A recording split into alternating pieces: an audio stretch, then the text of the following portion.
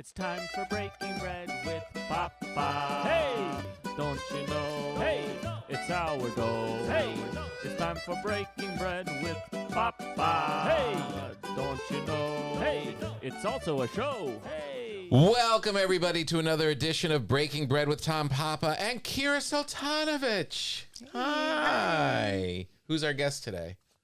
Oh, the very funny Joyce. Wow. You mean the writer from... The writer from books and television. He's on the Kimmels, and he's on the... he worked with Greg Giraldo for years. Did roasts. He's like the nicest roaster you'll ever meet. I don't know why I'm asking you all the questions. I think I've known him longer. Yeah, for sure. Joyce is here. He's got a great new book called Killing the Guys Who Killed the Guy Who Killed Lincoln. A nutty story about Edwin Booth and Boston Corbett. It's great. It's a real account of the guys who killed Booth after he killed Lincoln. And the characters are hilarious. And he's such a great writer. I can't wait to have him come in and spend some time with him. You're okay talking about books, right? I'm uncomfortable because they scare me and make me sweat. Yeah. But... it's fine. I will make an exception. Can I tell you a quick thing about a book real quick? No. Our sponsor today is Nuts.com. Nuts.com, cashews, almonds, pecans, pistachios. Do you say pecans or pecans? Pecan. You don't read. Dried mango, crystallized ginger, dates. The variety is vast at Nuts.com. Right now, Nuts.com is offering new customers a free gift with purchase and free shipping on orders of $29 or more at Nuts.com/Papa. So go check out all the delicious options at Nuts.com/Papa. You'll receive a free gift and free shipping when you spend $29 or more. That's Nuts.com/Papa. Love these guys and gals. There's probably some gals. Sure, there's probably people. It's the nuts thing that makes you think. We get excited about nuts. Yeah. Yeah. Must be guys. So that book story. Yes. I had to do it. I didn't want the nuts people to be angry. They go nuts. Great. Oh, how funny that we have Nuts.com is sponsoring today's show, and Jesse's book is A Nutty Story about Edwin Booth. Yeah, they sound like two just cuckoo magoos. No, I'm talking about the nut. I got it. Okay. So What's we your went story? We went to a used bookstore. You did? You and I. Oh, yes, we did. When we were on the road. That's right. In Salem, Oregon. Salem, Oregon. And I asked this really sweet, typical Oregon, like she should be on the brochure for Oregon, just like a flowy dress and flowy hair and like help me around. I kept asking her over and over and over again, all these different suggestions. Well, I didn't go with any of them. It was funny. Can I just interject? Yes. Because I was looking for a book and I was just in the literature section and just kind of like looking around. And I heard you just doing your number on this woman from the kids section. I was doing a number on her. I was like, well, tell me about like, what are the battle scenes? Is there sci-fi? What kind of violence is there? Does anyone get fingered? Like I had to ask all the questions. It's for my kid. So I decided to go with my mom gut. Uh-huh. And I picked a series I had never heard of, but I looked up a little bit about it. Okay, fine. I picked it. Just get one book. I want my kid to start a new series. And I bring it to him when we get back into town. And he goes, all right. And I see him reading this morning, 6 o'clock, on the couch, reading. He goes, I love this book. Wow. So now we got to go back to Oregon to that store so I can get 2, 3, and 4. That's amazing. I have to say, when I heard you being loud and mean to this lady, I was thinking, what a good mom. Because I'm there looking for my own stuff and just doing my thing. And you're like, you're only in there. I mean, part of it's because you don't read, but also it was nice that as soon as we got in there, you were boom, right away on to what I got to get something for my kid. Because he wants to read books that I don't think he should be reading yet. How old? He's 12. What grade? 7th. What's the one with all the kids on the island who kill each other? What's Hunger Games. Not Hunger Games. What's the other one? Lord of the Flies. He wants to read Lord of the Flies. He should. No, not at 12. Do you remember Lord of the Flies? Yeah, but very I think violent. 7th grade is when they made us read it. No, we were in high school. We were ninth. Oh. Well, you're in What Jersey. about Hunger so, Games? Like, my wife is a teacher. Okay. And a lot of the kids in 5th grade want to read the Hunger Games, and that's pretty violent. And then she says, but it's still okay. And like they team together and they learn to do stuff. But then that author came out with 2 more books.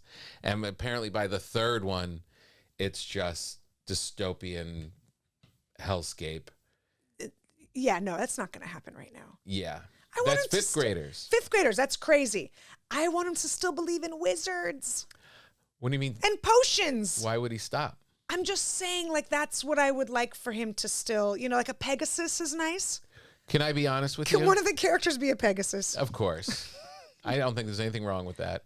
I looked up Christmas on Instagram just for a minute for some reason, and now Instagram is just sending me these beautiful snowy environments in Switzerland to ahoo, bahoo, and just the snow's coming down.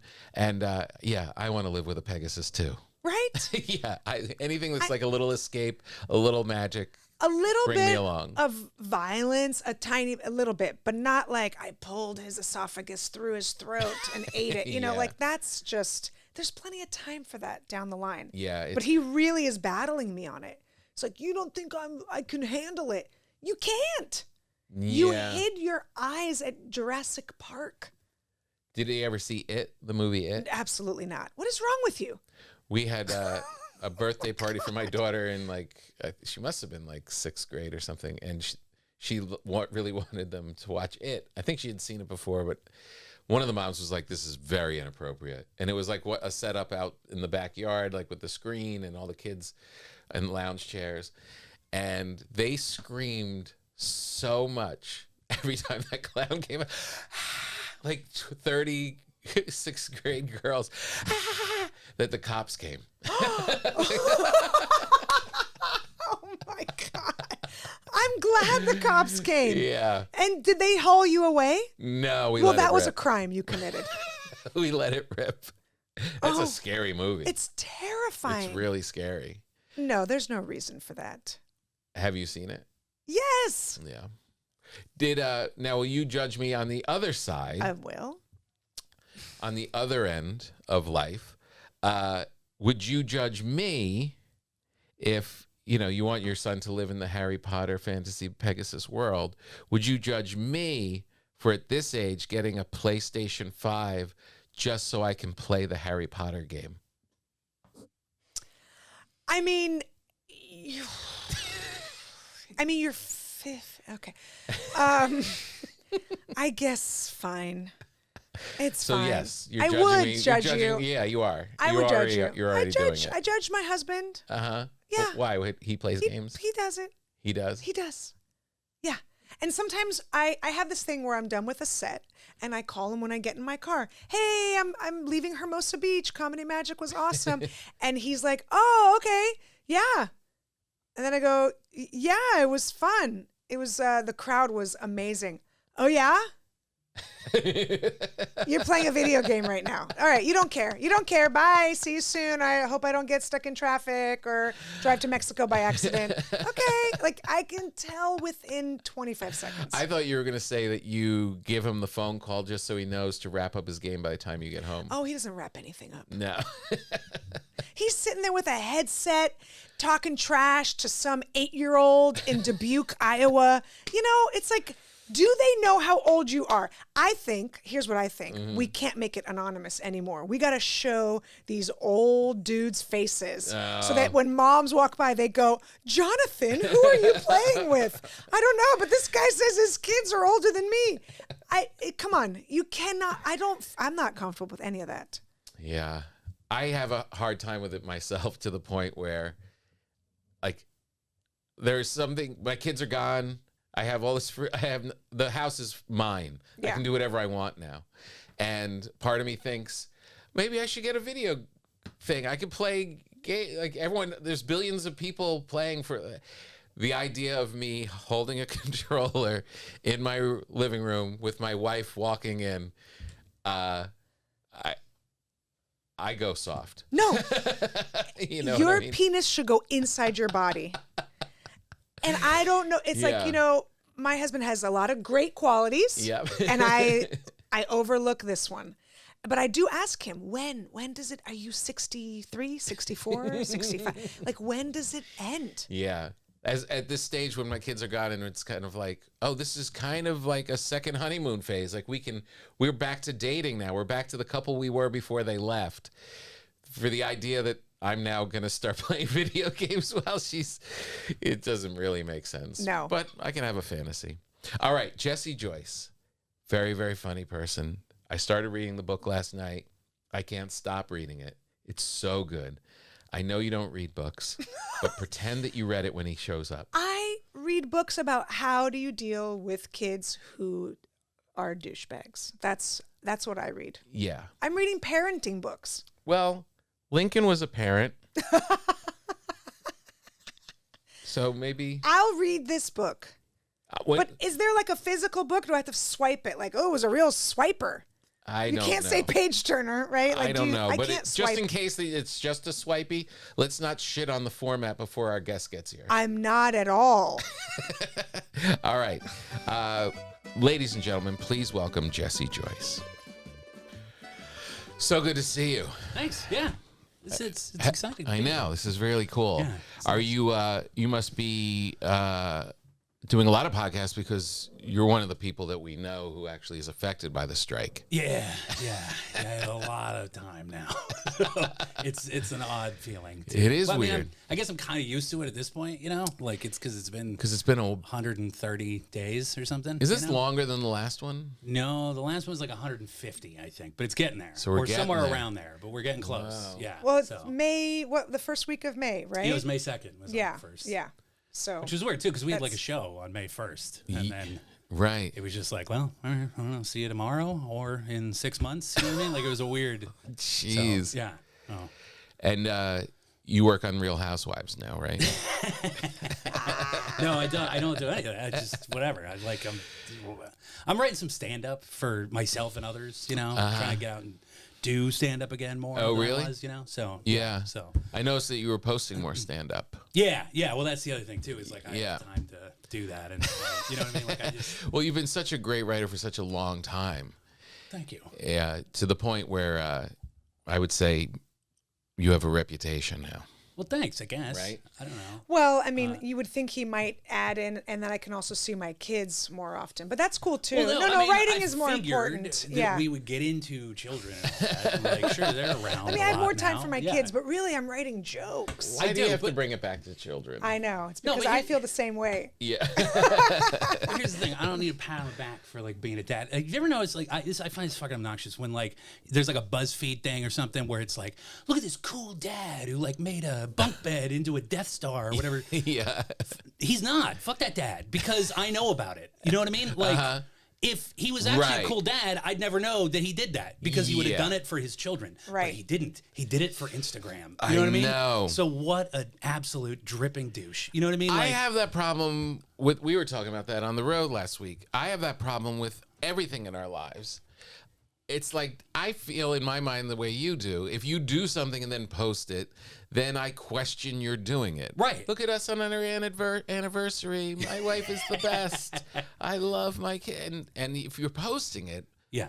what's that for? Yeah. But here's the thing. When your daughters get older, they see the posting as a greeting card or as a expression of your love for them.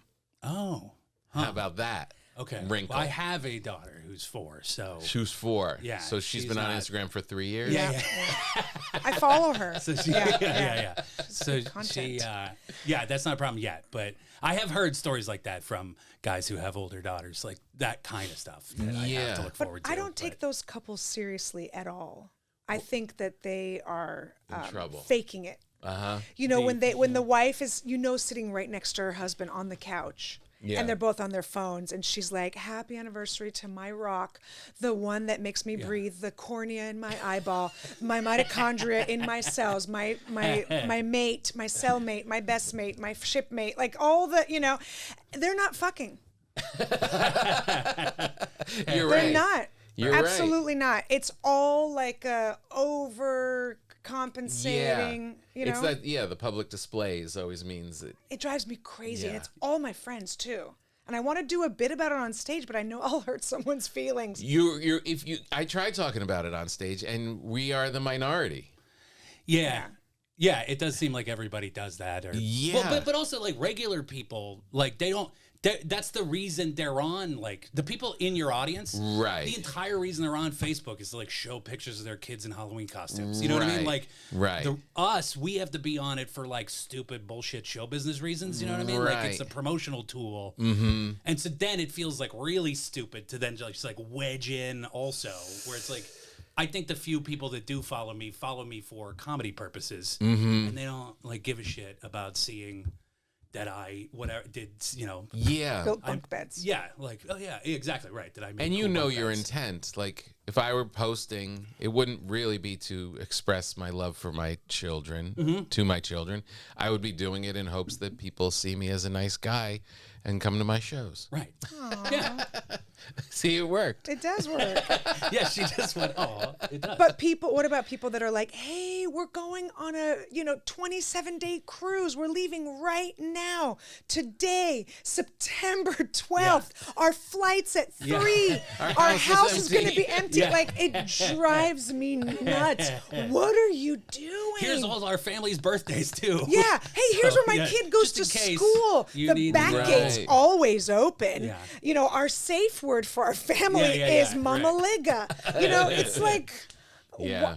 that drives me also bananas because Yeah. it's like people, I get hosting every single meal. Okay, great. I love that. A beautiful cup of coffee in a cafe in Italy. Awesome. But it's like everything. Here are my molars. Watch me brush my teeth. Like private. I'm inside your mouth. Well, here's the thing that I was thinking, and if I had more time or energy, or if Joey had more time or energy, we could do just a fictional version of me being the nice family guy. Oh yeah, on just use Instagram. stock kid photos. Just like not even your own just children. Be like, here's like just Yeah. any bullshit, like just me Yeah. coming out of a car. We just got to Great Flags. Yeah. Six Flags. We could create a total narrative that really isn't invasive because it's all made up. That's an interesting. I know. That's great. But Joey and I can hardly get our shit together to post about Toronto. Tom adopted a boy from a fishing village in Wow. Thailand. That's amazing. Tom Right? is the Yeah, best. exactly. Decent of him. Oh Yeah, my God, he's donating at Special Olympics again this weekend. Like, why not? Why not just make it all up? With Photoshop and AI, you can be anywhere. Speaking of that, we're going on a cruise tomorrow thing. What time? There is really? a guy. No. There is a guy What's right your now that I'm address? super fascinated about. He is a flat earther who has self-funded a trip to the edge of the world, and he left today.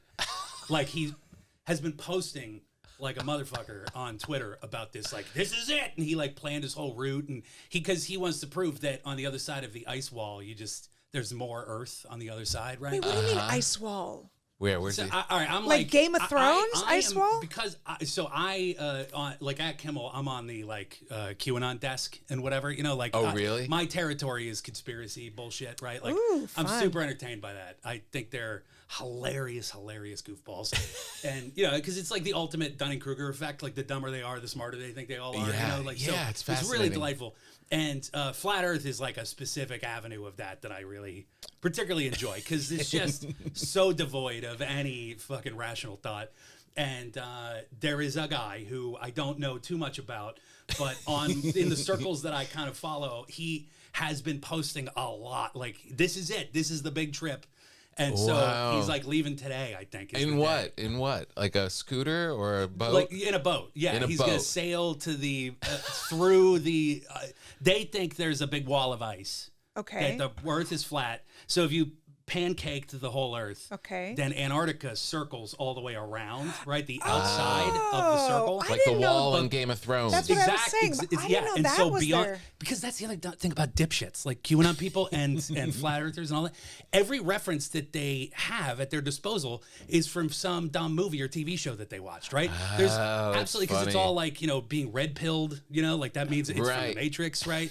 And then where we go one, we go all is that QAnon phrase. That's from the movie White Squall. It's just literally like a quote. Literally from movies. Take everything. Yeah, like there's never been a book quote from any, you know what I mean? Like that has not entered anything that QAnon's ever done. It's all, so the ice wall is from Game of Thrones, right? Because they're just dummies. And they get an idea from HBO and they're like, that's what the earth is White like. You know what I mean? Like, walkers. exactly.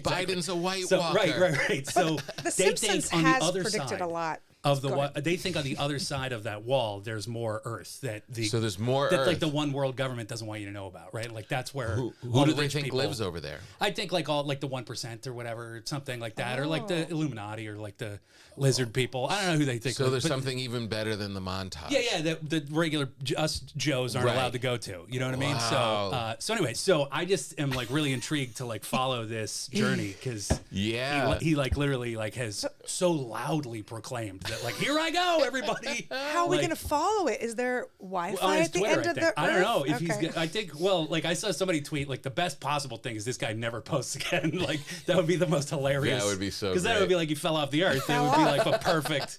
Yeah. So I don't know. It remains to be seen. It's by the time this podcast comes out, It's so weird that it they might think he might be dead. I don't want to dwell on him too much, but it No, nor seems do like I, if it but- were, if it wasn't, yeah, but if it was flat, if it was a flat Earth, I thought you would just fall off. I didn't know there was extra Earth. Yeah, well, they think it's Beyond. flat, but like way bigger than anybody has told them. you I didn't know that part, that it's also we're, bigger. Like, yeah, sectioned off to this one part of Earth that we're allowed to be in. Wow. So, it's real dumb. Your book is great. Oh, thank you. Your book is great. Thank you. Well, I'll say it in the intro too, but Killing the Guys Who Killed the Guy Who Killed Lincoln, a nutty story about Edwin Booth and Boston Corbett.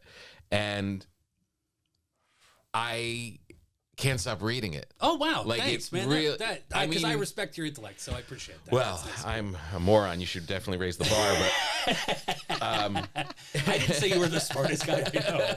I said I respect your intellect. So this is different. but you know, you're always a great writer, but to see it go into this form, it's really funny and really smart, and it's hooky. It makes thanks. you want to keep reading. Thank you. You're in there and you're working and you're doing Kimmel and you're doing Flat Earth People. Where do you find the time to research it? Because I figured it's just going to be this funny book about the guys who killed the guy who killed Lincoln, and it'll just be, but it's fact heavy. Like there's Yeah. this is research. Yeah, well, I'm a history dork to begin with, You so are. I enjoy doing that. You know what I mean? Like that's what I just go down Wikipedia rabbit holes all the time and stuff like that. And you know, so I that's kind of relaxing to me. It's kind of what I do in my time off. You Oh, know? So really? when I'm not spending time with my delightful children. All I'm that's asking what for I'm building a tree is just insert the children right, yeah, yeah. somewhere in the conversation. So it's like it's my nature to do that anyway, and I always kind of knew, and also it does tie into my interest in weird lunatics. You know, Yeah. this Boston Corbett character is like such a fucking goofball, historically speaking. He's a fascinating guy. Yeah. And so I've always kind of just like known a few little nuggets about his life, and then separately, I was always intrigued by the fact that Edwin Booth at the time was the most famous actor in America. He was huge. He was a Yeah. huge celebrity. And then no one knows who he is anymore because of John killing his brother John killing the president. And so I knew this one anecdote about the time that Edwin Booth saved Lincoln's son's life, which I always thought was really interesting. I don't know if you got to that in the book, but that's in the book. But so whatever. And I just kind of thought like, oh, that might make I'm really interested in the Lincoln assassination. I think that but not to just go straight down the middle and do a story about the Lincoln assassination, to do Yeah. stories about guys on the periphery that I think are really funny. Yeah. And so I don't know. So yeah, I just read newspapers from the Library of Congress a lot and Wow. a couple books about it. And did you digest it all and then put with the intent, I'm going to write a book, so I'm going to... Yeah, I got a book deal to do it. And to Like do it it, was you like the Scribd, who was the company that gave me this book deal. Yeah. Who were great, by the way. I don't know if you ever, but maybe Yeah. I'll give you like a link to put up in the whatever. I don't know how podcasting works. Liner Joey, notes or we have whatever the another fuck it's thing to called, do. You know, so yeah, but you get 2 free months if you click on the good. link. Anyway, so but yeah. They gave were you like, we want to do a comedy history thing, and then my manager Brian Stern, who you might know from New York, Yeah, I remember Brian. he's like Colin's manager. And Yeah, stuff. yeah, And I so, love Brian. So he was like, yeah, I know the perfect guy, and so he was like, just pitch him some funny history ideas, and so I did, and they bid on this one, and so it was like, great, fuck, now I got to learn a lot about these guys. Wow. So that's kind of how it. What's went, so but- cool I mean, there's a lot of things that are cool about it, but you do keep your comedy voice while doing this historic story. So, I mean, it's like the perfect combination of you're actually learning something. Yeah. Like, I'm so hooked on the story and want to keep going because of that, but you're also, it's your pure comedy. Well, thanks. It's really got like that element to it. Thank you very much. So it's like this, yeah, it was more important to me. That's why I told the editor to begin with too. Is like it's the premium on this is on the comedy. Like, I want to not embarrass myself if a historian ever reads this. Like, I don't want it to be wrong in any way. Yeah. But it's far more important to me that it's funny and interesting than like it being because every lot of history books, they're like never funny. Never funny. Like They're the always, guy who writes it is such a dork. Right, Every exactly. time it's just so dry. Yeah. And self-serious, you know what I mean? And that's the other thing that's annoying too, is like this is funny and everybody like takes it so serious, and it's just. I think most people that read history books though would think, well, I'm so intellectual that if someone did make it funny, they'd be like, yeah, true. How dare you? But make drunk history cracked open an audience. And definitely so exception. That's kind of what I said was like this book is like it's it's like drunk history, but from a guy who's been sober for 18 years. You know what I mean? So it's like basically. And Sarah Val, you remember Sarah? Yeah, her books were kind of that way. Yeah. So in fact, did she do Assassination Vacation? Is that her? I don't know. She was forget that her one I did. titles. She was always on Jon Stewart pitching a book like every other week. I'm like, how fast does this chick write? Yeah. So I went to. Well, first, let me do a side note just because it's on my mind and I'm going to keep thinking about getting into it. You worked with our buddy Greg Giraldo forever. Yeah. And he was both of our closest friends. Yeah. And miss him dearly, of course. You have such your mind, like he took you on the road and you guys were like. Oh, yeah. We were just like, going for forever. Yeah. Rambling around the country together in my Nissan. And I never hung with the two of you at the same time. Yeah. Like maybe because at the you'd store. have your own open. Yeah, but maybe like maybe at the comedy store. But we never really hung out. But the similarity to the way you talk and the way your brain is so damn busy is so adjacent to his. Yeah. Your car rides must have been much more interesting than when Kira and I are driving around. Dare you? How dare you? No, you know how we like, take. we get it. You love pauses. your children. We'll stare out the window for a minute. Yeah. Seriously though. Yeah. Were you aware of that when you were working with him? Because he was man. always like his brain was so busy to the point where it was almost dangerous. Well, it was dangerous. It killed him. Ultimately was dangerous. But yes, but I mean, it was like just a pure delight. Like I've never met a more like fascinating person than him. Like, and I likened it to, it was like driving with Wikipedia. You know what I mean? Like, because I could just ask him about anything and he would just know about it and be able to ramble. Like, I remember there was one time we were just driving back from the Stress Factory. No, it wasn't the Stress. It was the DC Improv. And we're just like, through the night driving up, back home to New York. Back to New York. And I was just like, hey, what was the Boer War all about? And he just like explained the entire thing to me. And like, oh, you mean the first Boer War or the second Boer War? And then he just like went into the whole thing and like explained it all. And I was like, God damn, this is amazing. Like, it's just really delightful. And so he could also serve as like a fact check for like certain jokes or thoughts or ideas I had, So yeah. Cause like, I think I'm a relatively smart guy, but like, man, he was on another level. Like, it was another level. And it was kind of this, it's kind of this similar thing that, not to tie this in a lame way, but when reading the book and what you were saying about the history and the comedy, it's like you feel like you're talking to someone really cool who just knows something about this. Oh, thanks. You know what I mean? But that is that was what he was. Yeah. He was like he was cooler than you. Yeah. But smarter. Yeah. You know what I mean? Like, normally the smarter guys wouldn't also be cooler. Right. Yeah. He really had the world by the balls in that way. There was one time because I used to write for all the roasts for him and stuff. And early on, one of the first ones, I had texted him something and I asked him something about who was on the dais. And I was in my 20s and it was my first. And so I just had never seen the word dais written down before. Yeah. And so I spelled it Deus, like the Latin for God, right? Like I just didn't. And he texted me back. It was just such like a funny, smart guy, sick burn. And he's like, it's rare to find somebody with such a mastery of Latin theology and such an ignorance of formal seating arrangements. It was just like, I was in the grocery store. I was like, oh man. And he made me feel stupid and also laugh at the same time. And I thought that is like the true genius of Greg. Yeah. Is that he could make you feel dumb, but also agree with him and also be like, God damn, that's so smart. So It's so crazy. That's where you and I first met. Oh, really? Was it? Saget. The Saget Oh, roast. yeah. Oh, really? Oh, okay. Yes, yeah. I was doing like red carpet stuff. And Oh, right. Who are you writing for? Just For Greg Greg, on that? yeah, I thought you were writing for the whole. No, like roast. when Greg was around, I Yeah. just wrote for Greg. Yeah. Like so that was my door in. And then after Greg died, then I got like sort of grandfathered into the writer's room of the roast. So. Of the whole thing. Yeah. Right, Yeah. right. But yeah, it was like a fun dynamic that because there was always like a kind of a competition between the room and us, the two of us. Right. And who would crack the best Gary Busey joke or whatever, you yeah. know? And Greg was real secretive about his material. And like Jeff Ross, who's also a genius at roasting and something. Yeah. Jeff goes around for like a month practicing the roast. And like Right. Greg never wanted anyone to see any of the jokes until day of, you know? So Right. he wouldn't even send in the script until that day.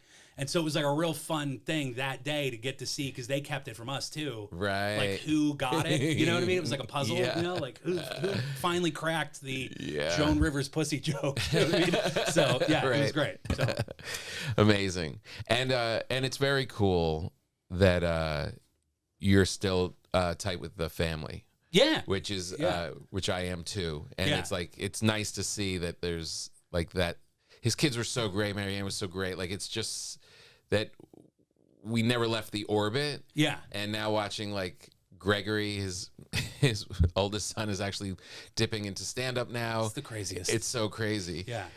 It really makes me feel like in that world, I never really felt like the old man of the game. You know what I mean? Because Right. Greg was 10 years old, 12 years older than me or something like that. So Right. like I was always like this young guy he brought around. Yeah. But now like there's a second generation and now like I'm the old wise guy. It's a weird role It is reversal. so weird.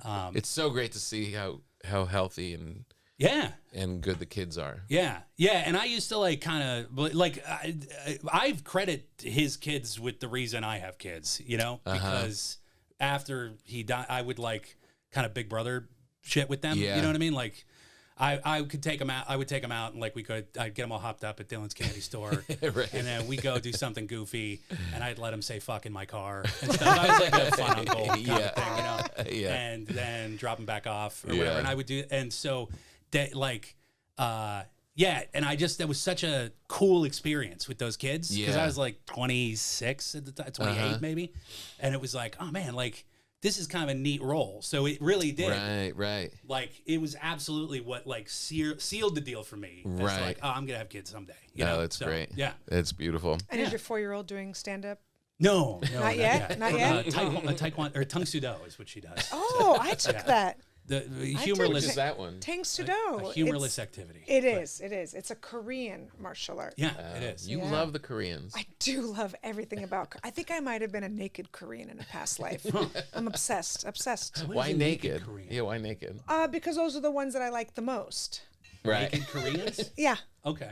Yeah. That means you're usually in a spa if you're naked. Yeah. If you're just naked, Okay. like out on Ventura Boulevard. Korean barbecue. That's where I love Korean barbecue. Naked Korean I wouldn't- barbecue. I did Korean martial arts. Yeah, I wouldn't necessarily know where to find naked Koreans other than the internet. They're behind the ice wall. If you go right behind the ice yeah. wall, there's a lot. Okay. Yeah. Sure. If you have a Oh, I boat. baked you this bread, by the way. What? That's for me? Yeah, that's for you. It just came Oh, out. wow. But why You can like take in a a look. weird liquor store bag? Like present it. That's fine. It's That's fine. I'm a What- recovering what do you mean alcoholic. liquor store bag? A nice liquor store bag really takes me back. Wow, look at this. That is This is beautiful. delightful. Yeah. What do I do with this now? Do I like... Shove it Nothing in right your now. face. Okay, all right. Take it No, I'm gonna home. shove it in my face while Yeah. I'm on a Yeah, yeah. podcast. But holy crap, that's amazing. Yeah, you're really welcome. good at that. I know. I brought you this iPhone. Wow, I didn't realize I was going to get a gift. didn't- That's exciting. No, you It's don't have to give it's it a to me. 12. Oh, wow. Mine's an 8, so I could Ooh, use, yeah. look at I got to get a you. new one this week, actually. Hipster. Let's talk about very killing the guys who killed Sure. the guy who killed Lincoln. Yeah. When I went to the museum at the Ford Theater, It's one of my favorite museums. It's amazing. hands down. Yeah. It's amazing. just having that and the theater and the place across the street where they ran him up into the little apartment and the bed is still there. Yeah. It's insane. The whole thing is so moving and so breathtaking. But when you go downstairs, there's this like wall of images with write-ups of all of the people who conspired and helped Booth along the way when they were trying to hide him and stuff. Yeah. I didn't realize how entangled it all was. The conspiracy? Yeah. Yeah. Oh, yeah. And what a abject failure it was. It was kind of like January 6th in that way. That it was like they were all mad and they were going to do a thing, but nobody really planned ahead and they just all fucked it up. And a couple guys were able to like accomplish something, but like it was really just kind of I guess, you know what, we should have probably enlisted smarter guys to help with this plan. We should have had a plan. Yeah, exactly. So yeah, like they were supposed to like eliminate the entire cabinet that night, right? And every single guy that they recruited just fucked it up, except for John. John's the only one who succeeded. His job was to kill Lincoln. Then there was this guy, Lewis Powell, who's supposed to kill the Secretary of State. And there was a guy, George Azerot, who's supposed to kill the Vice President. There's like a whole bunch of them. They all had a role. And like Azerot like wanted to have a drink to build up the courage. And he just stayed in the bar and got too drunk and just never bothered. And Lewis Powell, I talk about in the book, he goes to Seward's house. And Seward's the guy who bought us Alaska, by the way. Seward's Folly, right? Yeah. So that's why you'd know him. But it's a great little city in Alaska. Yeah. I got a good story about that place. He went in the house and just literally started randomly stabbing at people and stabbed everybody except the guy he was supposed to stab. And then he like fled and he ran back to Mary Surratt's boarding house. She was the Robin Wright Penn played her in the movie The Conspirator, right? Like it was a movie that Robert Redford did a couple years ago. Right. So you can learn about her story or whatever. But they did most of the conspiring at her boarding house, right? And so he just like burst in the door and the like version of the FBI that existed then was interviewing Mary Surratt, and he was covered in blood.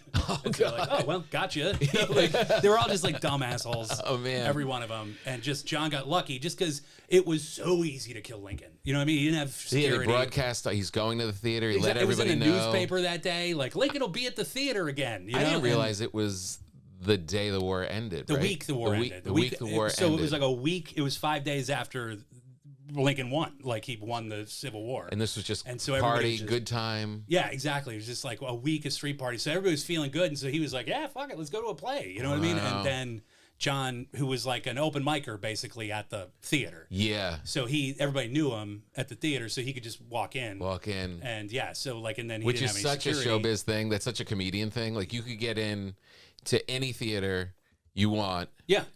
Once you're in comedy, all you have to do is walk in and act like you know what you're doing and walk through the back door, and you realize that you can get in any theater you sure want. Yeah, exactly. So that's just what happened. He just was able to get up right behind him, I think that museum is fascinating because it all happened in such an enclosed place. Yeah, they have everything. You know what I mean? Like when you go to George Washington's birthplace or whatever, which I've been to. Yeah, there's like half a broken comb. You know what I mean? Like that's it. That's all there is to you know, it's like, oh, okay, all right, cool. But they have the knife that he used to stab Major Rathbone. They have the gun he used to kill Lincoln. They have Lincoln's bloody top hat. They have the whole suit. They have everything. Like all of the stuff. It's all from the assassination is right there. You can see it. And it's right in front of you. It's really neat. And you can feel there's something. I mean, it's one of those weird things where you don't know if it's just the gravitas of what happened there, but there's a somber, heavy feeling. You can just sit in the theater. You can just sit in the balcony and just like look over at where it happened and look at the stage, and you can just kind of like hang there for as long as you want. And there is a weight to that place. Yeah, there's an eeriness. To it. Well, a lot of bad shit happened there. I don't know if you got to the end of the book. No spoilers. Oh, all right. Well, I'm kidding. You can spoil I didn't get to the end of the book. I feel like I don't feel guilty about spoiling anything historical because it's been available to you for 100 years. Like, I'm not spoiling. At this point, you should know it. And if you don't know it, then I'm fine spoiling it for you. But you'll still enjoy the book because it's a funny book. But Edwin Booth, John's more famous brother, who then was just tormented by the idea that his legacy was fucked now because of what John did. Which was a shame because he was such a good actor. He was like the best actor. He was like the Brando of. Exactly. He was the Tom Selleck of those times. Well, like he was apparently so good that when he played bad guys in mining camps, people would shoot at him because they were so mad, because whatever. Yeah. So long story, he was just haunted by the idea that he's going to be forgotten. He was right, like nobody remembers him now. On the day of his funeral, he was like finally had kind of become a sort of whatever respected guy again. He kind of earned his reputation back by that point, and then they were burying him in the ground, and Ford's Theater collapsed and killed like 22 guys. Wow. And that became the front page news story. And it was like second tragedy at Ford's Theater. And so then you read past the first paragraph and it's like 40 years, John Wilkes Booth killed, So it brings it all. And then Edwin's obituary gets bumped to like page 6. Like overshadowed again. Overshadowed like at his goddamn funeral. It's like when Farrah Fawcett died and then Michael Jackson died. Yeah, it's exactly like that. Yeah. So, or Princess Diana and see, that's my point. The nun, Teresa? Mother Teresa. They died on the same day. Oh, really? Exactly. Right? That's so funny. Anyway. Well, if you ask your QAnon people, Princess Diana did not die that day. That's true. Right. That's very true. I was telling Tom we were driving for 3 hours the other day, and I was like, you got to get 1 or 2 conspiracy theory friends because it's fun. It's hilarious. You can still observe them from a distance on Twitter. Yeah. You don't have to be That's what I buddies mean. with That's them. what I mean by all my friends are on Twitter. Yeah. Oh, you have real friends? Yeah. Oh, okay. Yeah. Like I don't want one of the. My neighbor is right. So my You neighbor gotta have is one. and he's like a retired boom operator. He's a nice man. Yeah. And it's nice to have an older man who has owned a home for a long time because it's my first house, and so if anything the fuse box does something I don't understand, I could be like, hey man, can you? And he is great for that kind of shit. Yeah. And also he like gets he's like real up on union shit because of the strike, because he's in a age old show business union guy. So most of our texts are that, but then 1 out of every 6 is Gavin Newsom is a lizard. You know what I mean? It's like, oh come on, man. Like, and then I just don't respond to those, and then he goes back to texting normal shit about, do you have a generator? You know what I mean? Like, we were on the road this weekend and we went around eating lots of things. Yeah. And you're very particular about what you eat because you are dialed in, you've gone keto, and you've improved your life. And I don't think I want to state that you shouldn't apologize for eating that way when we were out. Well, it's a little crazy. It's not. It's in your head. Okay. It's not. You tell them, I want a burger with no bun. Get it. I don't have to do a song and dance. I don't have to make excuses. You're not the only person doing it, and it's fine. Just do it. Thank you for giving me permission. You're welcome. It's really just so I'm not annoyed. But there's other stuff that you can eat and you can snack on if you want to, and nuts is part of it. And you would think, well, nuts.com, is that all they give you? Nuts? No. They actually have this amazing website that gives you a ton of... My wife has certain sponsors who she loves. Nuts.com has made the ranks. My daughters are away at college, and she's like, let's get some stuff from nuts.com and send stuff to our daughters off at college. Yeah, because my kids like cashews, almonds, dried mangoes. Look at this. Kids are back at school and snacks will be flying out of the cabinets. Not in our house. We don't have children anymore. At nuts.com is your one-stop shop for freshly roasted nuts, dried fruits, sweets. They have these gummy bears and chocolate. Their wide selection means there's something for everyone. Nuts.com offers plenty of gluten-free options, organic choices, and other diet-friendly products like my keto friend.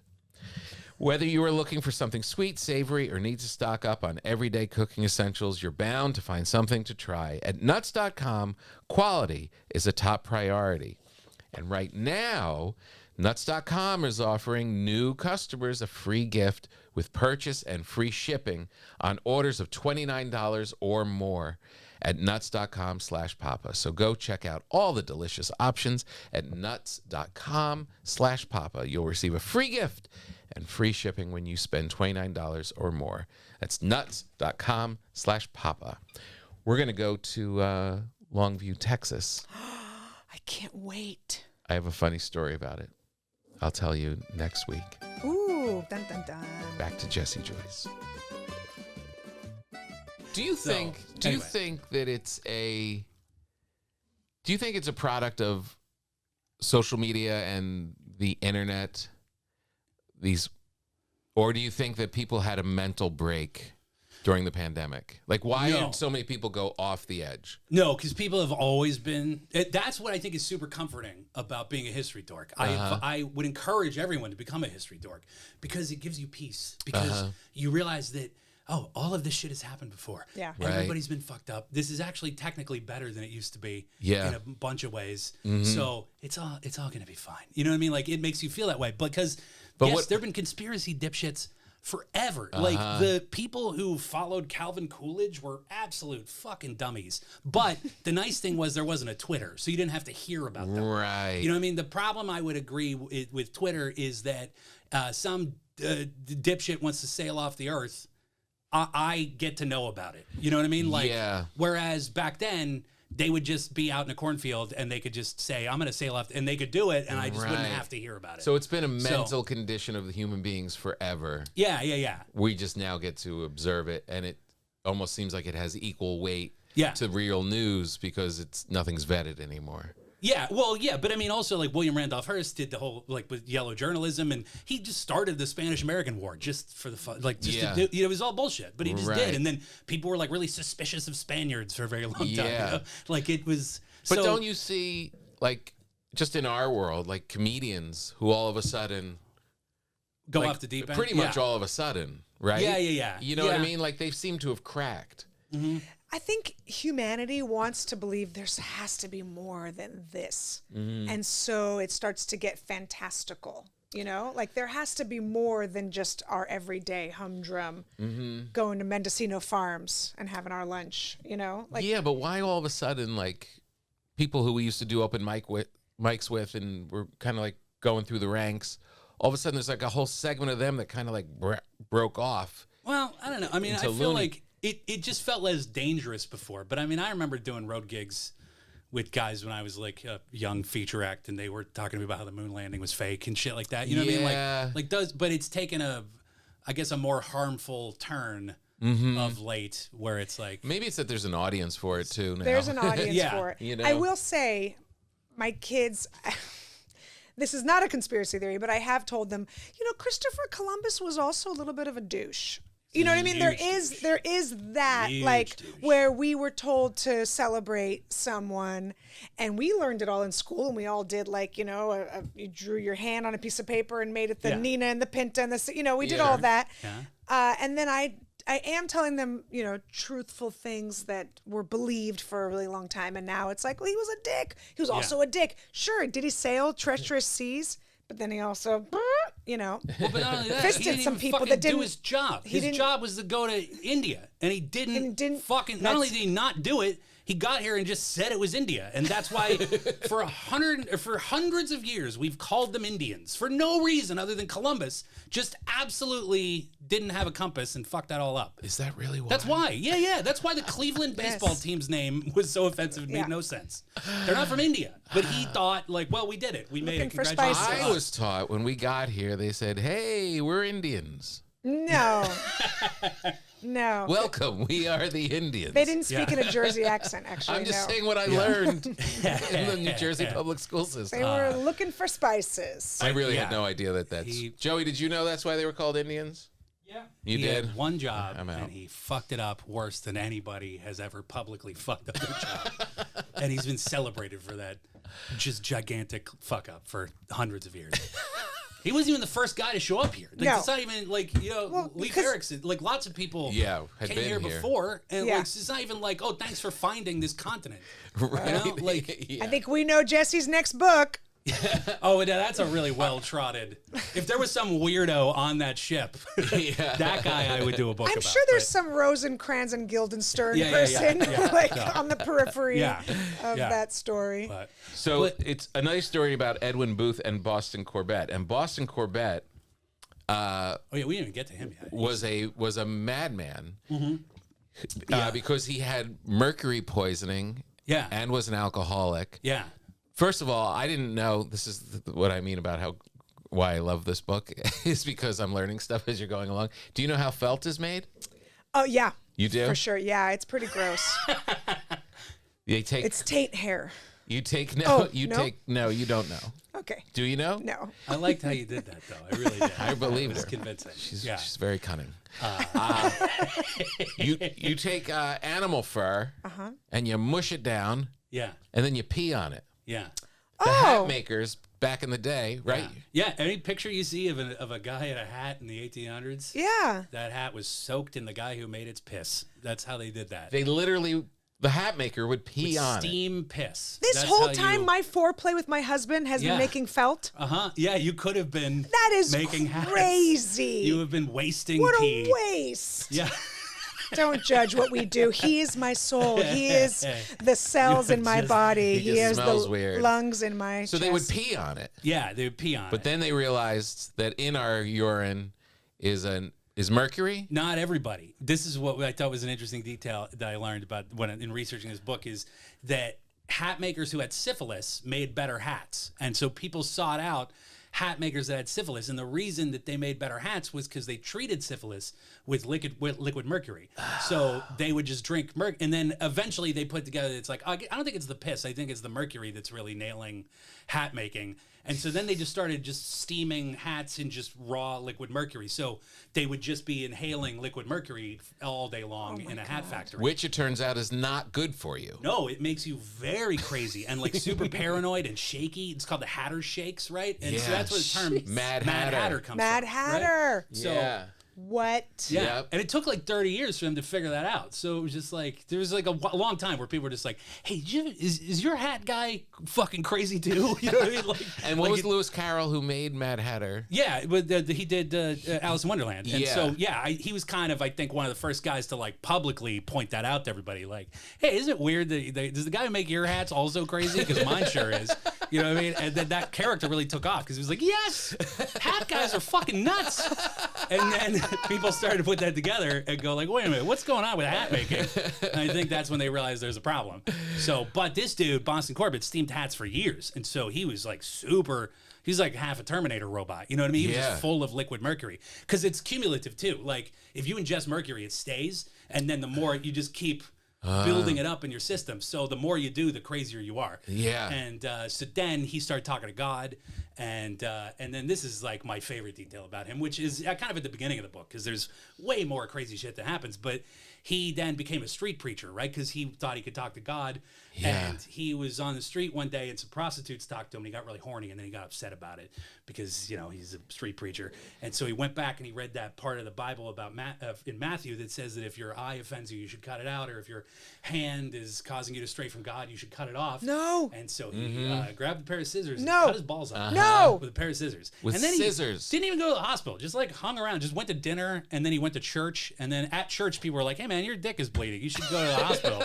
And then they put him in the hospital for a month. He almost died. And then he came out and he joined the Union Army and then he became like a super soldier. So this guy, just with no balls, had like the most balls of anybody in the entire Civil War. So, yeah. Joey, what have you done with your life? Yeah. Then that's just like the first thing he did. Like, right? Like, Yeah, that was his opener. That's his opener. Exactly. And then, he's like a super passionate abolitionist, right? Like he's very loud about hating slavery and stuff. And so then Lincoln's killed and he's like really fired up about it. So he joins the chase for Booth and he's the guy who chases John Wilkes Booth to a barn 12 days later. And they were supposed to arrest him because there's a big conspiracy like we were talking about before. And instead of arresting him, God tells him to shoot him in the head. So he does. And then everybody's like, Boston, what the fuck did you just... And then they arrest Boston and they're going to like put him in jail and court-martial him. But then he gets back to D.C. and they have like a Super Bowl parade for him because he's like he's a hero. a national hero because he's the guy who killed Lincoln. Yeah. And so he becomes like an overnight celebrity. And then he starts touring the country in theaters, replacing Edwin essentially. Like reenacting the assassination of John Wilkes Booth, like explaining how he did it and stuff. But he's crazy and his show sucked and like that's like known. Like it's written, like there's like reviews of it. Oh really? How bad it is? Just about what a fucking nightmare sitting through one of Boston's rambling shows were. Because he was very crazy, Yeah. So, yeah.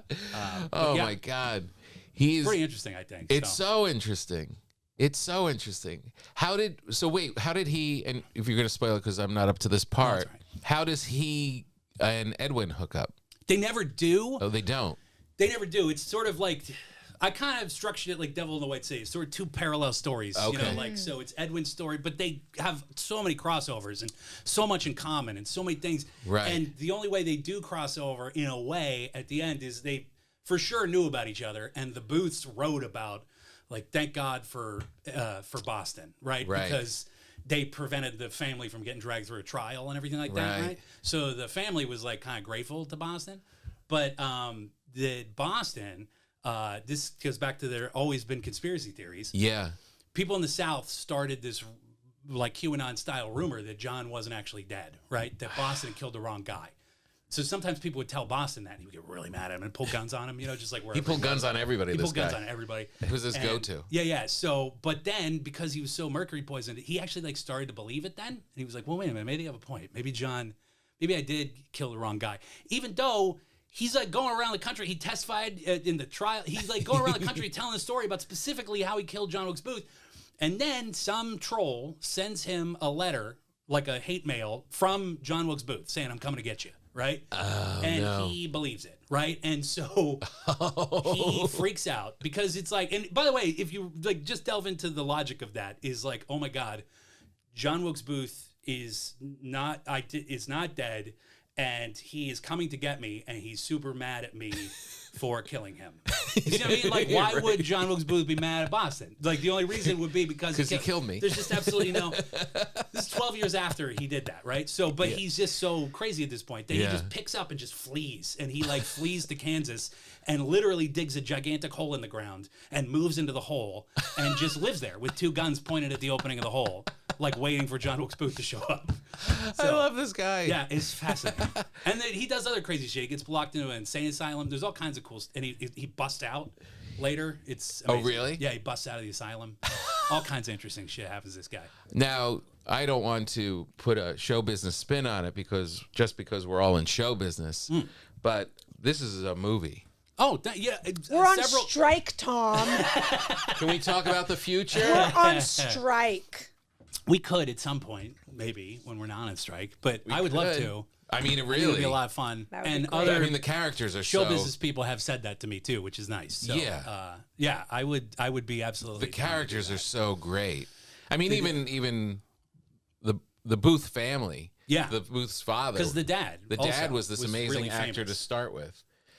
They were like the Martin Sheen. like or like the Douglases, like Kirk Douglas, and then Michael, and then the other son Eric, Amelia who was Estevez. kind of not good, Wrong like family. Yeah. so it was like that kind of dynamic, right? Because John was shitty, but Edwin was great, and his dad was also like a crazy man, but also like a For his big, time. huge celebrity. Yeah. And, so I just love... I love just hearing how they toured, like how they would have to they would like tour by boat. Like, you mentioned Charleston when they go to Charleston. And I have a show in Charleston in like a month. And I was just thinking, like, for me to complain about getting on a flight and being there, they would take because otherwise you're just like hacking it through the woods. You know what I mean? So like in a carriage would be a nightmare. So they just steamshipped around the East Coast. To go do a show. Right. You know what I mean? And they also had to bring all their bullshit with them too. Yeah, their trunk filled with all their props. Like when a theater like booked the most famous actor, Edwin or his dad, like they didn't have anything. So they're like, what do you want to do? Yeah. And they would go like, I guess I'll do Hamlet. And then they would just bring a crown and a skull and whatever with them, you know? This is the ultimate casting. You find a Hollywood family. Yeah. And you like the Bridges. Cast them as... the Bridges, the Bridges, or the Cusacks, or Baldwin, Alec Baldwin would be a good father. Or the Baldwins, right? Yeah, like he everyone would. gets cast. Yeah. And the family plays. Yeah. Wait, who's the one that has who's the one oh God, not the Cusacks, not the Bridges. The Hemsworths? Who are we The talking about Quades. Thank you. Oh, The Quades. I'm thinking. Because there's Oh, a yeah, crazy, because Randy's there's a crazy that's Quade, right. Except Randy was like the better actor back in the day. Right. You know? Right, So yeah. but that he doesn't have his balls there's either. No exact. Oh, I didn't know that. There's fun no fact. exact Yeah. equivalent. Allegedly. Allegedly. Kiefer Sutherland and Donald. Like That's there's a whole right. bunch of, but there's never been like that there's pieces of it, right? Because there are like brothers and one of them sucks, Right. And then there's famous dad but like the Estevez Sheens aren't as famous. You know what I mean? Like they're not as good. And what was the thing when Lincoln could have gone west? Oh, because that was connected. That's to the thing Booths. I learned researching this book too. That blew my mind when I learned this. So you've heard about the Donner Party, right? Of course. Lincoln was like gonna go with them, right? They left from Springfield, like Lincoln's hometown, Springfield, Illinois, and he like knew all of them. He knew the whole Donner Party. So there were two guys whose like wagon train it was, who were like putting it together to like head out west because everybody's going west to go to California. Yeah. And so they're like, come on, let's all go. And he had been a war buddy of the one dude. And James Reed, and so he was like, "Yeah, fuck it, I'll go with you guys." And Mary Todd, his wife, had just had a baby, and she was like, "Get the fuck out of here! We're not going on a wagon train in the winter in the mountains. Are you nuts?" So she wouldn't let him go. So they went without him. And then she was like, "Well, you just sit around being a lawyer. Like, why don't you run for office?" Like, and so that's why that was like such a divergent path for him. He would have either been our most beloved president or eaten by his neighbors. Exactly. Yeah. So it was just fascinating. It's to me. so fascinating. Yeah. You know what's so great about the book, and I was thinking about it as I was reading it, or you're writing really, is that it's so descriptive without being descriptive. Like you have a great way, even just now in telling that, you bring us in and have us paint the picture of like where they're going and what's happening, but you don't go into like, oh, they walked into the barn and it was this. And that. Right. You're just telling the story of the facts that are happening, and you're being funny about it. And you create this place without. It's really just chalked up to good writing. Thank you very much. Really, I had thought about, because I'd never written a book before, and I read a bunch of books. You know, like to get ready, like not the whole book, but I would like read the openings of a bunch of books. You know, like anything that's like a historical fiction thing or whatever. I go like, how do you start a book? Because I'd never started a book, and there's a lot of what you're saying, and I was like, it doesn't feel like me. Like to just describe how the snow was falling and all that shit. Right. It's like I'm not. You never do that. No, but like my strong suit is like amusing people around a table with like, hey, did you guys ever hear this about fucking Lincoln? You know what I mean? Like that's kind of where my strong suit lies. So I just thought like I just write it the way I talk, I guess. Yeah, but which has bothered two people on Scribd. It's a lot of positive. It's got like 150 some 5-star reviews. Oh, nice. And it's being dragged down by 2 1-star reviews from 2 cranks who were like too much swearing. But that's their only problem with it, is like, it's funny, but there's too much swearing. That's what they both. I shouldn't read the reviews, but no, you shouldn't. I know, but I'm literally here thinking like, wait, someone's reviewing my book somewhere. I've never written a book, and I went to see. I didn't know. I thought this could be. I really wrote it because I was, Keith Alberstadt. Yeah. Yes. I wrote it like for Keith. That's who because he's like the only other guy I know who's like enjoys comedy and history as much as I do. Right. So I was like, well, at least he'll like it. Maybe some people who like drunk history, but I didn't expect there to be like a incredibly wide audience for this book. I was just like, I don't know, whatever. People like comedy, but so I was pleased to see all these strangers who I don't know who were like, this is really funny, and so I was like, oh, cool. And then, but I can't help but. It just sticks with me, these 2. Yeah, your parents wrote like those when you do a reviews. show and there's like one guy not having fun. I know. So, I know. Yeah. Yeah, that's why you don't read them. Yeah, I know. But anyway. Yeah. But yeah, so. Can I tell you another way that you and I are connected? Yes, I'd love to. Do you remember writing for Joan Rivers? Yes. That's you on that too? So I was on that, and they had some shooting in New York, and I couldn't make it because I was already booked up to do stand-up. Yeah. And so when the show was we were gearing up, they were like, hey, this is the schedule. And I go, oh, I can't get out of these gigs. And of course it's New York, and I wanted to go to New York. Yeah. But then they said they got you, and I was like, I just met this guy. Oh, cool. I just met him at the Saget roast. And so you did the I did the 2 shoot of them. dates. Yeah. Yeah. Do you know there was this show that we both worked on? Wait, how many did you do? We shot for months. So did you go to like the Hawaiian Tropic guy's house? Yes. That's amazing. So this show Yes. was a really delightful premise. So you know what like Lifestyles of the Rich and Famous was, right? Yeah. Like so it was like Robin Leach would go to like old money people, Yeah. and then just like blow them in a hot tub about how great they are. Right. Joan Rivers' version was she would go to the houses of like new money people who like became a millionaire in a goofy way, like the inventor of the Snuggie or some shit like that. Yeah. And then she'd go to their house and just make fun of them. You know what I mean? So it was like the Joan Rivers version of Lifestyles of Rich and Famous. Yeah. It's called How'd You Get So Rich? And it was really fun. It was on TV Land. That's funny. And so I got to do a couple of them, I guess, because you couldn't, which Yeah. is thank you. But but I was so happy it was you. I was like, oh my gosh, he's so good. He's so thanks. funny. Yeah, I was so thrilled. But it was a cool gig too because you get was. to work with Joan Rivers, right? yeah. And, like, Oh my God. I went to Mrs. Fields' house, the lady who makes the cookies. Yes. Have you ever seen Mrs. Fields, by the way? No. Describe her to me. Go ahead. Having never seen her, describe Mrs. Fields. I would say like one of those waspy hairdos. Like a strawberry waspy hairdo. Okay. A dress with floral prints. Okay. But like what age?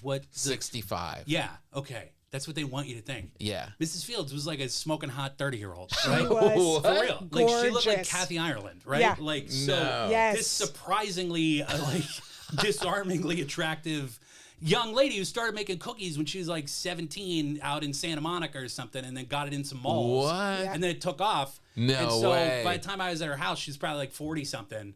But like she was like oddly like a very hot. This gorgeous, like is more Playboy. stunning than the felt hats. Yeah, it was very surprising. But so she like made us cookies in her own oven, which is not a euphemism. She said it's like a real thing that she did. And but it was really cool because I just didn't know Wow. anybody, and I just like was sitting on her diving board at lunch Yeah. by myself eating a sandwich. It And was then Joan came wild. over and sat on the diving board with me. It was like, "Hey, you're a comedian, right?" And she just started telling me stories about Richard Pryor, like completely unsolicited. Wow. Because I think she just knew this young comic will think this is cool, and I sure did. It was amazing. You That know? is the thing about Joan Rivers, which we always talk about, is that because of all the QVC stuff and because she did everything. Yeah. She just didn't stop working. If there was an opportunity, she took it and just went. People don't realize what a hardcore comic she Yeah. was. She was pure comedian at her core. Yeah. I mean, really, like that, and then all the extra stuff. People like Joan Rivers, like that. No. It Yeah. was like, Yeah, and that's what she would rather be doing, kind of in a way. Is like, like of all the people that she knew on that set, she Right. just like came over to me and started talking about stand up, which was like really cool. Like it was an amazing. so. Do you cool. remember how she wanted you to pitch jokes to her? The way I did it was, I don't know if this It is how you changed did every but- week for me. So I'm in Mrs. Fields' house and also in Donald Trump's fucking office was the other one I had to Oh, go to. really? Yeah, which that's another dumb story. But I am just scribbling half-finished jokes on a whiteboard and then holding them up while she's in the middle of a conversation. She's talking to Mrs. Fields, and I'm like, oh, that's what Mrs. Fields just said. I just quickly jot down a punchline and show it to her off camera, and she would And like she would glance pick it at off? it and seamlessly, and then punch it up, like make it better. You know what I mean? It'd be like, fuck, man, Whoa. that's an amazing skill. So she's really sharp. I'm Is that impressed what your you did? handwriting's so good. Every week was That- something new. oh, so did you have to Every do the week. whiteboard version of it? So sometimes I would do cue cards. Uh-huh. Sometimes she wanted me to whisper it in her ear. Oh yeah. Sometimes I had to pitch the jokes beforehand. Whispering a joke in someone's ear in the middle of a con—that's the worst. It was That has to be awful. it was nuts. Like, and every week it was different. And then every week there were two writers, and every week she would fire the other writer. Oh yeah. And so every week I'm like, I'm next. I am next. And I was pregnant with my first kid at the time. Oh wow. So I'm on my hands and knees writing these cue cards, the jokes that I pitched her and that she okayed. Yeah. And I'm on my hands and knees, and the smell of that Marker. really sharp, like, and then yeah. I want to just vomit. And I just hear her click, click, clack, clack heels coming down. We were in a massive mansion. This is the biggest house I've ever Which been in. person was it? It was outside of Atlanta, Georgia. Was Outside it of the- Atlanta. So was it the Snuggie person or who like which? No, he invented some crazy bullshit like the ends of your shoelaces, like Oh, okay, some right, little yeah, yeah. plastic that goes on the end of your shoelaces, and now he's a multi-billionaire. Right. This house was massive, so she's like click clack, and I go, oh, here come her Manalo Blahniks, and I wanted to vomit on top of them, but I couldn't tell anyone I was pregnant because it was the first 3 months. Oh yeah. And sometimes she was in a mood. I don't know if you ever saw her in her moods, and she kicked the cue card that I was writing on. So the marker just went all across it, and she wrote. She said, "Write bigger." And I'm just like green. And I was scared of her every single day. Every day. So the fact that she went over to you, and we're like so chit-chatty. I'm like, sorry. no, that's okay. That's bad okay. You're a tall glass stories. of water. I get it. I'm just like, a Jew that probably reminds her of herself in her childhood or some shit. And so I was and then one day she and I got into it. Oh, and no. We fought on set. Yes. What? We fought on set in front of everybody. With Joan Rivers. With Joan Rivers. I was like, Do you remember what the fight was about? a joke. Okay. A joke that I pitched her that I thought would have been perfect, and she didn't use it. And she's like, I don't have any jokes in this. And so I pitched it again in front of the whole crew while we had some downtime. Everybody laughed, and I go, it's funny. And I know. But I already was in such a mood. You know what I mean? Like when you're in those first 3 months of being pregnant and like you're, I'm not saying she was my idol, but Joan Rivers is yelling at you, a legend. Sure. And I was like, I'm fired. I'm next. She's firing everybody every week. I'm next. Yeah. And the minute I challenged her and she was like, all right, it's funny. So everyone laughed. Okay, fine. You win. And she did it once we started shooting again, and it worked, like he was a hair care guy. We were in the house of some hair care guy who was a bazillionaire. It was out in Malibu. And it worked. Like the guy started laughing and she's like, being her regular Joan self, she looked at me off camera and I was just like, I can't even make eye contact. I still thought I was fired. Even though it worked, I'm like, I'm done. Yeah. I'm done. It's I so texted my great. husband, I'm done. He's like, well, you knew this day was coming. You know what I mean? And then I stayed on for, Did she ever bring that up again? Did she No. ever go like, well, sorry, kid, I got a little heated, but you were right. Nope. Okay. No, but she was much nicer to me after that. Wow. There's some people that if you do kind of stand up, I'm not saying anyone should do this because it could totally backfire. Yeah. But sometimes it depends on the person. You stand up for yourself and they're like, all right, you got moxie, kid, and it works. Wow. I shut down the Joan Rivers roast with a joke that Greg did. Oh, yeah. And so there was the one rule that she had was don't make fun of Melissa, right? Which everybody else's rules, other than Donald Trump, his rules were fucking dumb. But like most of the time, like Bob Saget was like, don't make fun of the Olsen twins. And it was like, yeah, fine, sure. Yeah, that's very reasonable, And like people have like reasonable, usually like, like stay off this topic. Yeah. But like Jones was like, don't make fun of Melissa. But it's like, well, I don't know. Melissa's like a public figure. You know what I mean? Like you made her, you know what I mean? Like, Fair game. You brought her into all this shit. So Yeah. So even though that was like the rule, I thought I won and I gave it to Greg and he really liked it. So he did it anyway, even though it was like understood that we shouldn't. And the joke was, because I found out they had the same plastic surgeon. Joan had the same plastic surgeon as Michael Jackson. And so I was like, a lot of Greg's jokes were like multi-layered, so it was like, you guys have a lot in common. You both you spent millions of dollars to look like a creepy old white lady. You're both more popular now that you're dead. And you both raised the chimp, right? And Melissa stormed off, like the production. They had to stop and get her back. And then she goes up, right? Which wasn't part of the thing. But if you watch the roast, that joke is cut out. And Melissa goes up, and all she really does is go, hey, thanks everybody for being here. Fuck you, Greg Giraldo. That's it. And that's like all she did. Whoa. And that's was a response to a joke that no one saw. Yeah, exactly. Because otherwise, it's a great joke. Why would she just take a shot at Greg like that? That's a funny joke. So Amazing. Yeah. The book is Killing the Guys Who Killed the Guy Who Killed Lincoln, a nutty story about Edwin Booth and Boston Corbett. It's so good. Thanks, man. And that you're means right. A lot to me. I appreciate that. I really was like, no, don't ruin the ending for me when you were saying like it's a spoiler, it's history. But you dropped a couple things, but I still want to read it. There's plenty that I have. It doesn't have that effect. Revealed. Yeah, there's a lot. And to me, the interesting stuff is in the very specific details. So I'm not giving you all those. I'm telling you broad strokes of what happened. I love. But there's the all first kinds laugh of the first laugh I had was you just calling. He's describing Lincoln at the theater, wearing his inconvenient hat. Oh yeah. Calling his Just imagine just like having to sit in a theater behind that fucking dumb hat. It is just How dare you. Did more people wear that hat? The audacity. Or was sir. he just like? Well, supposedly he like kept stuff in it, right? Like his speech notes, you know, and Oh, probably really? a bird and a can of soup and whatever. Like he just would use it for storage.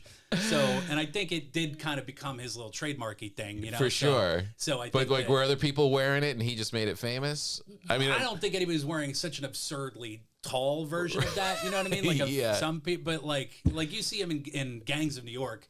I don't know if the costume designers had a couple of those yet, but like, Yeah. that's a really bold choice. Like a lot of people had top hats, but that one's a giant, so stupid hat. I just love it. It's such a small phrase, Oh, but well, thank you. inconvenient hat. Thank you very much. I appreciate It's very it. funny. Thanks a lot. But the book is great. How can people get it? So it's a Scribd exclusive, which Scribd, I don't know if you know, it's like the Netflix of books is how they Right. posit themselves, right? So it's just this library of ebooks and audiobooks, and there's millions and millions of them, and you just get you subscribe, and then you have access, unlimited access to like their entire library, just like wow. Netflix. And there's newspapers and magazines and books, and there's like, you know, just books that have been published, but then they also have originals, and Stephen King has done originals for them, and Margaret cool. Atwood, and then like Nobody's Like Me get to do one and stuff sometimes. Oh, nice. And so you would have to join Scribd, but with this code, which is try.scribd, SCRIBD, try.scribd.com/Jesse Joyce, you get 2 months free. Oh, nice. So you can sign up for free for 2 months, then you can cancel, and you Got can it. technically just read the book for free if you wanted to.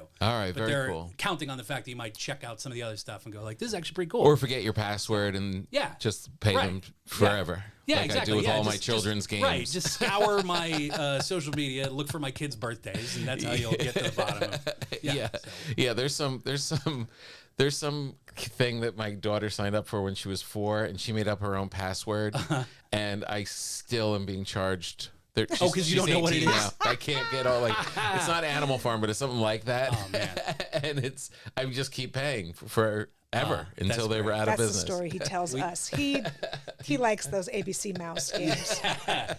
Do you guys know Troy Walker? He's a comedian. He's a writer on Kimmel with me. Yeah. Really funny dude. Anyway, he at the beginning of the pandemic, he signed up for one of those like wine of the month things or whatever, where for like $20 you get 3 bottles of wine or something like that.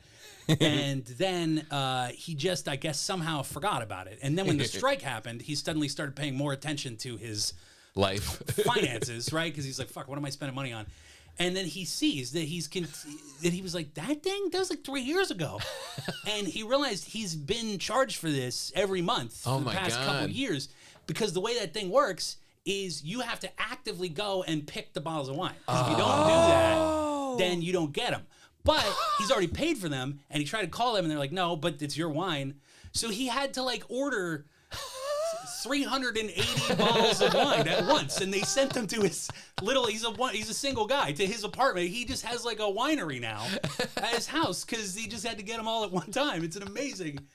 That is brilliant. So yeah, if you run into Troy Walker, he's got a free bottle of wine for you, I'm sure. Well, it's time for a wine garage sale, I think. Yeah. He's just on his Yeah. lawn. Yeah, just exactly. What do you want to pair it with shrimp? Okay, let me see what I have. Yeah. So anyway, what a fun. Oh, this was great. Yeah. Oh, Good thanks, guys. catching This up. was a blast. Yeah, it was really nice to catch up with you So guys. good. I can't wait to read the rest of the book. Thank We're you so very glad much. you're not working right now.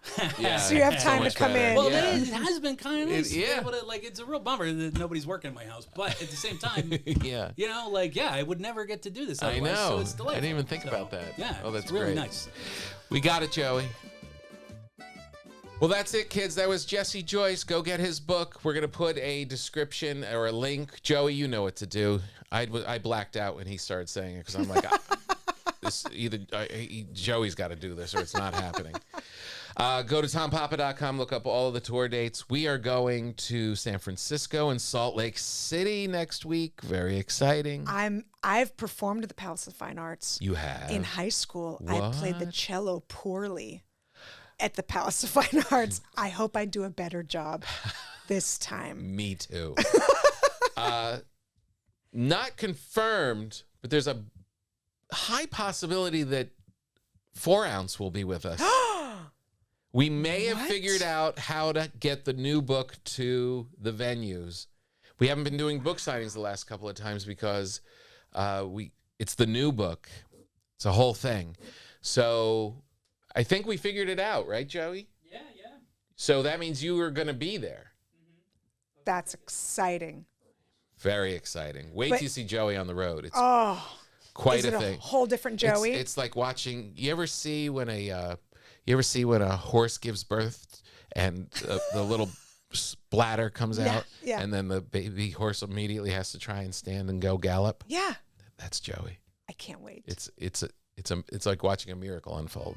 Oh, God is good. Enjoy, everybody. We'll see you next time.